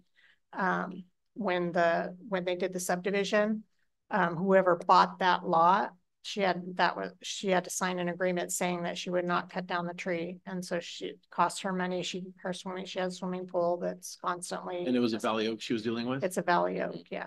So I mean, if the ordinance, I mean, if we want to protect oak trees, that's fine, but we did do some checking, and the other trees, I think it's the sycamore, someone said is prone to disease anyway, and what have you, and so I'm like, if we're going to keep the ordinance, maybe just have the oak on there, and if somebody wants to cut down a tree, you know, so they could put a shed in their backyard, or it's you know, pulling up the plumbing, or doing, you know, they want to put a swimming pool in or something.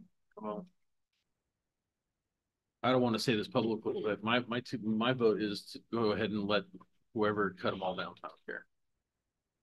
I think as far as trees go, don't we have more problems with the trees lining our streets than we do in the yards? No, not anymore. Probably. I mean, you know, maybe we should look at things like, you know, 41. how many on a city block, how many trees do we allow in that area between the curb and the sidewalk, you know? I mean, well, some trees, some and at the risk of making this more complicated, we have a different code that for street trees where we say these are the only trees you can plant for street trees. Yeah. Because we've had so many of the wrong species planted in the past, that because some species are more prone to pull up sidewalks than others. Oh yeah. Okay. So what's on the list now are only the very few that do a good job next to concrete. None of them do a perfect job, but these are the best ones. Well, I'm for less reducing our lists significantly. So I agree. My only concern would be making sure that if a tree's cut down, it's replaced somewhere, just because trees are important. We don't want to be a treeless city. We don't want everybody to cut everything down. Only the pine trees and the dingleball trees. Just kidding. Turn them off paper. So we could do something that's more in line that it's an asset, it's an investment, and if you cut it down, we need to have it replaced. And so we're maybe not be so strict on can you cut it down, but it's more like if you cut it down, here's what you need to do to replace it. That's my opinion. What you're thinking? Yeah. Your property should be able to do what you want. Now, can you put a driveway around that tree or no? Yes. Okay. A split driveway right around it. And a fence. Any questions from the public on the trees? Saving the trees? Seeing none? All right. All right. These are going to be some good study sessions, I can already tell. good. Thanks, Steve. Thank We'll you. break popcorn next time. Yeah. Oh my God. Okay, moving on to public comment. Yeah, public comment will be in accordance with the attached policy. This time is reserved for members of the audience to address the city council on items of interest that are not on the agenda and are within the subject matter jurisdiction of the council. It is recommended that speakers limit their comments to 3 minutes each, and it is requested that no comments be made during this period on items on the agenda. The council is prohibited by law from taking any action on matters discussed that are not on the agenda. Prior to addressing the council, any handouts for council will be provided to the city clerk for distribution to the council and appropriate staff. The public will have an opportunity to comment on items on the agenda once the item has been called and the mayor opens the item to the public. Is there any public comment?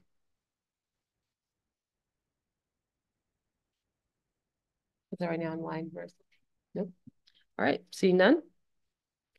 We have no ceremonial presentations, department and city manager reports. Mr. Olson. Good evening, Mayor and council members. First up tonight is Frank Rivera, Public Works. Good evening, Mayor and council members. Just have a few things to update you on.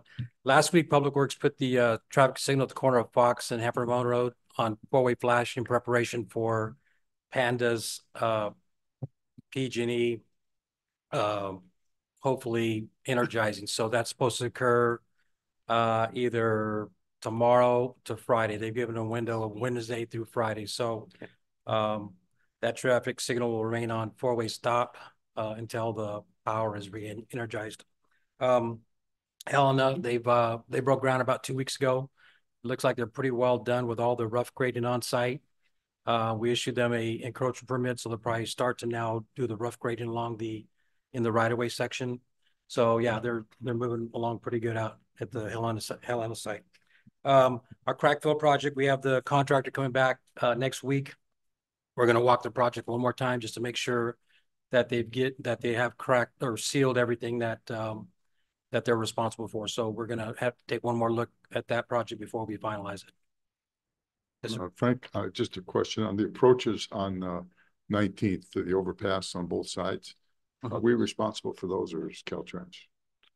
We, as far as maintenance, we take care of the road up to the concrete bridge. Up to the concrete. Okay. But they take care of the traffic signals, the ones right off the off ramps. Gotcha. Yes. Is that it? That's all I have. Thank you, sir. Thank you. Next up is Chief Kendall.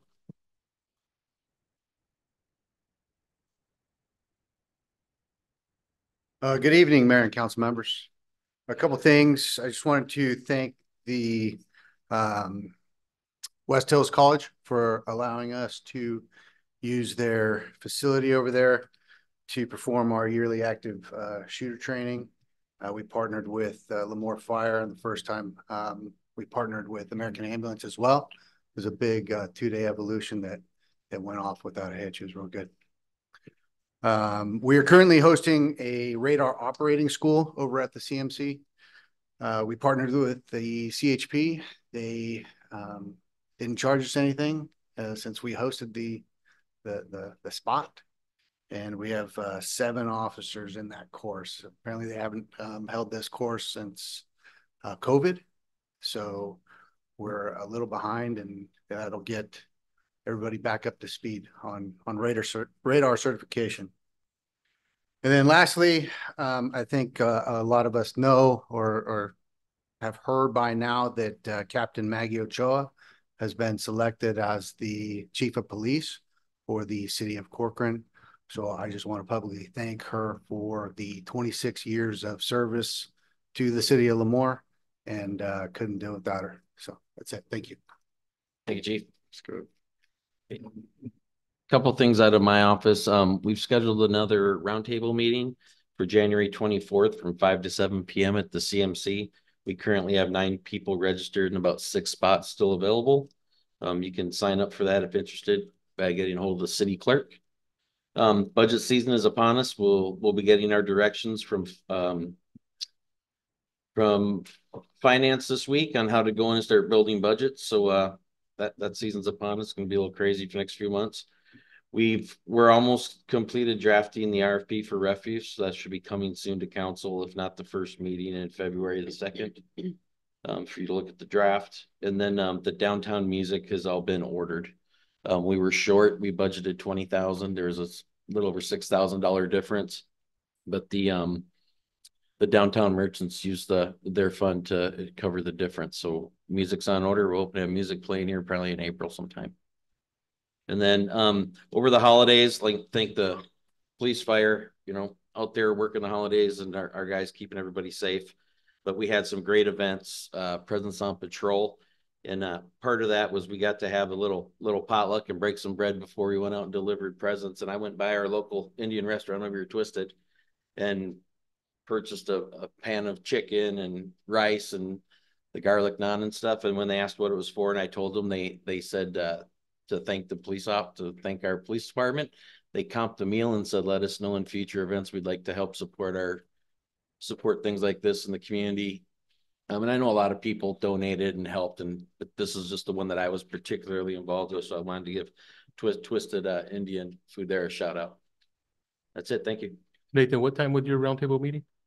It's from 5 to 7 on January 24th p.m. Thank you. Okay, we'll move on to consent calendar. We have item 4-1, approval minutes, regular meeting, December 19th, 2023. 4-2, approval budget amendment, purchase of budget truck for, is that supposed to be bucket truck? Bucket truck. Okay. Bucket truck for, Bucket truck. Yeah. For the maintenance division. 4-3, approval bid rejection sewer lift station 9A. 4-4, approval budget amendment LLMD 10, PFMD 3, and PFMD 8. 4-5, approval bid award CIP Lemoore Police Dispatch Tower, PNR Tower Company. 4-6, approval revised salary schedule. 4-7, approval budget amendment PFMD 5 and PFMD 8. Would any member of council like to pull any of those items? Seeing none, is there a member of the public that would like to pull any of these items? Seeing none, I'll entertain a motion. Motion. Second. I have a motion by Councilmember Lyons and a second by Councilmember Garza. Councilmember Yes. Lyons, Councilmember Garza, Yes. Councilmember Orr, Yeah. Councilmember Gornick, Yes. and I vote yes as well. Moving on to, there's no public hearings. Moving on to new business 6-1, report and recommendation, California Partnership for the San Joaquin Valley nominees. Mr. Olson. Trying to get to it here real quick, sorry. Thank you. So yeah, this is an opportunity for elected officials to sit on the California Partnership for the San Joaquin Valley. KCAG is asking if anybody is interested. If any council members are interested, I think I had one council member via email say they might be interested. But if you are, then let us know and we'll make sure you get the link, because you have to go in and fill out an application, and then the board will meet, I believe, February 28th. The KCAG commission will meet, and then they'll nominate or forward their 3 nominees to the partnership. In your packet is a link you can go on and kind of see the things they're working on and have been doing. So don't need an answer tonight, but just know that if you're interested in serving on this board, that will need to get your applications in the next week or two. And there was interest. I believe I had one. I believe Mr. Gornick replied back that he might be interested. So Okay. I don't need an answer right now. We can cover this on one-on-ones, or you can just give me a call and say, yeah, send me the packet. We can go from there. I just wanted you to be aware that the invitation was there, and they're looking for members, and you have to be either elected to the Board of Supervisors or a city council member. Okay. That was it. Thank you. Would anyone from the public like to comment on this item? See none. We'll move on to item 6-2, report and recommendation, budget committee appointments. Mr. Olson. Oh, yes. So this is where we're getting ready to go out. I know that the schedule has been sent out for the budget process. So several years ago, a couple councils ago, we did have a budget committee of 2 council members that would kind of sit in at certain points through the budgeting process, and we'd go through it with them, and they were kind of appointed by their fellow council members. So we're looking for 2 council members that would be willing to serve on the budget committee to work with staff in developing this year's budget. I would be interested. I don't know about anybody else. Stuart? I'll let. Was that a hand a second for her, or was that you volunteering? Oh, that was me volunteering. Oh. So I just need, between yourselves, let us know who you want to represent. You can discuss, how do we just have an open discussion now, or can they just let me know? How's this work? Yeah, so council can give their input, and then we'll get public input, and then I recommend a motion appointing 2 people. Okay. Anyone else from council interested other than the 3? I'd like to see you stick on this. I'm down for that. Oh, gosh. So you're saying I got a spot and they got to arm wrestle for the other, right? Right. Okay, I'm good with that. Just kidding. Any discussion or questions, comments, concerns from the public? Recommendations? Seeing none, I guess it's arm wrestle it is.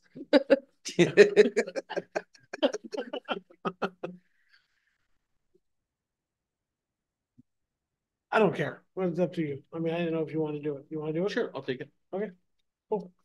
Okay, so am I hearing that it's going to be council members Lyons and Mayor Matthews? That's what it seems like. We'll go ahead and get consensus from council. Why don't we do a motion since you're creating an ad hoc committee here? All right, I make a motion that me and Mayor Matthews are on I think The your mic's budget turned off. committee. the budget committee. I second. Okay, you have a motion by Councilmember Lyons and a second by Councilmember Garza. Councilmember Lyons, Yes. Councilmember Garza, Absolutely, yes. Councilmember Orth, Yes. Councilmember Gornick. Absolutely. And I vote yes. You guys are a little enthusiastic there. I'm sorry. Moving on to brief city council reports and requests. Councilmember Garza. I didn't have anything, but I want to congratulate you and Mr. Lyons for getting on that budget committee appointment. That's all I got tonight. Councilmember Lyons. I got nothing to report, but I do have a question. I'm glad that some of these guys didn't leave yet. I've been noticing downtown there's a bunch of flashing lights. Is that a power issue or I mean, what is that? So two of the string of lights across the main street, one of the street light across, or I don't know, Ed Bassinet's old place, the old gas station. Yeah, well, I'll have Nick go downtown tomorrow and look into it. Because and then even the Model T building, the red light on the Model T building is flashing, and then even sometimes the light for the flag. I spend a lot of time downtown at night around the fire calls and all, and I keep noticing it. That's one of our cost savings measures. Intermittent lights. I'm kidding. I think maybe your presence might be the issue because I didn't notice that when I was down there. Well, that's your awareness. That's Oh gosh. That's all I have. I'm sorry. That's it. I'm done. Councilmember Orth. Oh, I got nothing. Councilmember Gornick. I enjoyed the presentation today on the financing. How did you hear about these guys? Or where did you? So they actually called our finance manager, Jocelyn Valdez, who forwarded it to Michelle. And then Michelle and I are having a discussion, I don't know, it's probably 2-3 weeks ago about the investment portfolio. And so I don't know, within a few days after that, she forwarded that to me because I said I was going to start moving forward with that process. And then that's how they kind of found us, but we called them back. So you have the city has an investment portfolio now? Yes, we have our policy's outdated, not up to date. So we have a new one that's drafted that'll be coming to council. Okay. And then I was gonna follow up with all you to see if you wanted to give this gentleman a shot short term. I've only talked to one of their clients, and let me see, it was Los Osos Community Services Director, the general manager, Ron Munns, and he says they are doing exactly what they said they would do. They helped the staff. He goes, it was kind of weird at first because it's kind of a different investment type, but he says they've been delivering and getting them the returns and what they said they would give them. And the fee wise, they're charging what they said they would. I was pretty shocked that it's about $50,000 a year for a potential 2.5 million. But we spent several hours with them over a couple different meetings. So that's why I wanted to get them in front of council, because they said they could have us up and running in about 7 days. I mean, obviously we'll make sure there's a lot of safeguards in place. The hardest thing would be setting up our custodial account. But once that's in, he said they could start investing like in 7 to 10 days. And I like the fact that there's that out. So maybe we take some short-term 6-12 month stuff, that short-term dollars we were talking about, and just get our money working for us sooner than later. And then that gives us time to bring the investment policy. Well, I'll have to get the investment policy approved first anyway, but that's drafted and ready to go. I just need to send it to legal for review. I do have a comment about that. Yeah. Lost it. I know what I'm thinking. I just sounds too good to be true. No. But I mean, but don't get me wrong. It's like I'm like, yeah, give them all our money. But at the same time, I'm like, well, wait a minute, what? We're gonna make 2 point what off of $50,000? No. For them, no. I understand, but they're only gonna receive $50,000 is what their payment is in a year. Mm-hmm. Because they get that 8. They've sent me a draft contract. I'll send that to legal. There's a 30-day out clause. The only thing we haven't taken into account yet, and we will, is pretty much all our money's in Wells Fargo. Wells Fargo doesn't charge us certain fees if we keep a certain cash balance in checking. So we'd have to look at what those fees are, but if Jocelyn was correct when she told me, she thinks the max fees would be like $2,000 a month. So we might, if we pull monies out and they're being invested in that sitting in our account, we might have an additional fee to pay our banker of maybe 24,000, but there's still a huge upside. Well, Fargo's making money off of it. Yeah, Yeah. and after our firm reviews all of this, we'll bring it back to council for further discussion. We'll agendize it and bring it back. Yeah, the only other thing you might want to do is, there are other firms out there That's what I was gonna say. to look at, you know, and like I said, in our business, we used to do this all the time, and it was, it's nice to be able to, our fiscal people liked it because it was a nice way to manage money, and you always had something. Yeah, we'll absolutely make sure it gets. That's what my thing was, because looking at different municipalities, what they use, like what Hanford uses, Talinga or Selma or something. Because just, I don't know if, I mean, like, I agree, 50,000, that's low, but I mean, they're growing, they're new. Yeah, so they're new. They're new, so Yeah, they're well, trying to- we can make sure we bring back a thorough report for council and agendize it for public comment as well. Okay. And The only other thing I okay. have is, I guess I have to confess that I did extend my driveway on the right side about 3 feet. You're sitting over there. 3 feet, but I really had a good reason. I needed to do that so my wife could make a left-hand turn into the garage. Oh, so this was a necessity. Yeah, it was an absolute necessity to do that. There you go, Frank. Make it for me. Was that all? That's it. That's the end of your confession? Okay. There's a lot more to confess. I'd just like to congratulate Captain Ochoa and thank her for 26 years of service to our community. Absolutely. And wish her well in her future endeavors. There was quite a Christmas break, so not a whole lot going on, so not a whole lot to report out. So with that, we'll go ahead and go into closed session. Item 1, Government Code Section 54957, Public Employee Performance Evaluation, City Manager. So we'll adjourn to closed session.